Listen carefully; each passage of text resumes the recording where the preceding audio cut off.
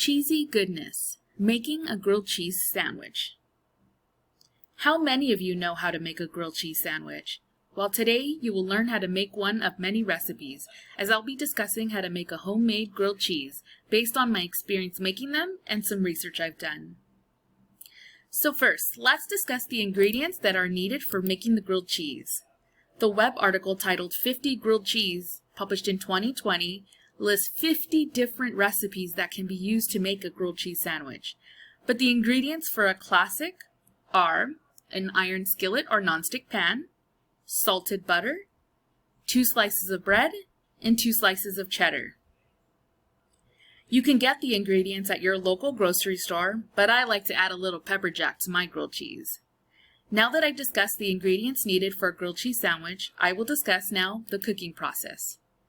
Step 1. Melt 1 tablespoon of salted butter into the heated pan. While the butter is melting, I always like to move the pan around so the butter is evenly placed.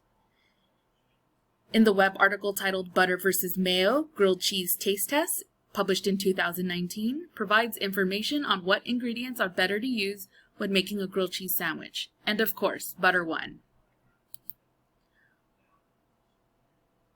Once the butter has fully melted, you will get your 2 slices of bread and adding your preferred cheese in the middle of both slices and place in the pan.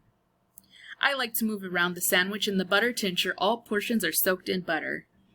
Step 3. You will cook one side for 3 to 5 minutes until golden brown and flip over.